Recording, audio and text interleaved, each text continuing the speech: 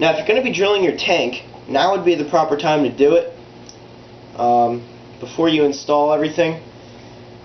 I have a good friend of mine that is owner of a glass shop, so he's going to be drilling the tank for me, because he has a ton of experience with it, and I've only done it maybe once or twice. So I'll be drilling the hole right here.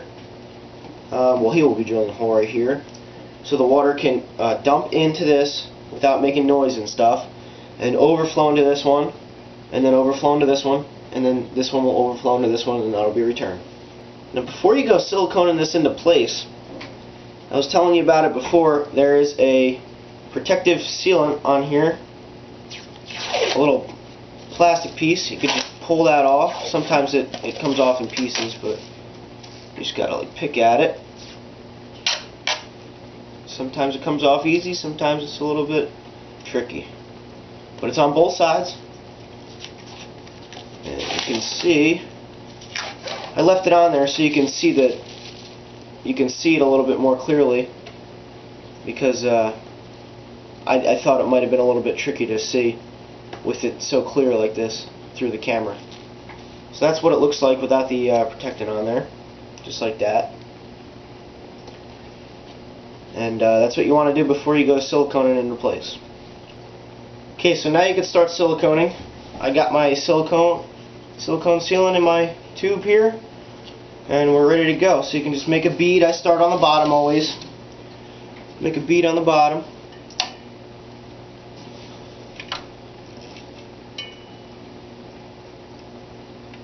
And make sure you get your corners real good.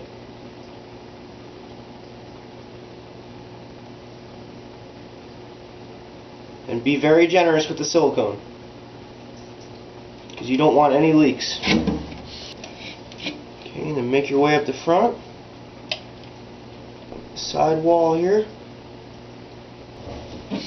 You want to do both front and back sides to get maximum holdage with the silicone. Okay. Now you got both front and back done, and you do the same thing for the other ones. You see how it raises up here, and this in here is going to overflow into this one. This one's going to overflow into here, and this one is going to overflow into here, and this is where your return pump will be. So it works out pretty good. The next thing you want to do is a leak test, but before you do the leak test, you have to make sure it dries properly and dries up real good. Okay, now that you can see, it's been about a day now, and I actually went ahead and modified my own design. I actually took the idea from Reef off of YouTube. He also made a video on Sump design. Real nice guy, and has pretty good ideas with sumps too. So this is what I added here. I added a bubble trap. You can see here, this piece is 10 inches tall and 10 inches wide, so that's a square, and it goes to about 1.5 inches below the tank, and this piece goes all the way up to the top of the tank here, and this piece here is 6 inches tall, and that goes straight to the bottom of the tank, and that'll give me plenty of water for my sump pump to run back into the tank. So that's a good way to trap out some micro bubbles, eliminates them from either protein skimmers, or if your return is making bubbles and is traveling, it's a good way to eliminate that.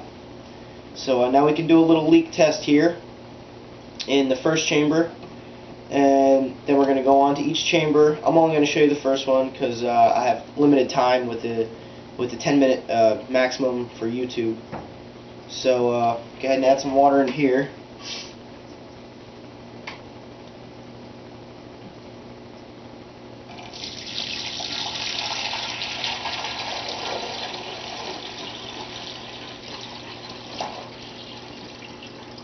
Looks like we're going to need a little bit more water, but I'm really concerned about just the bottom.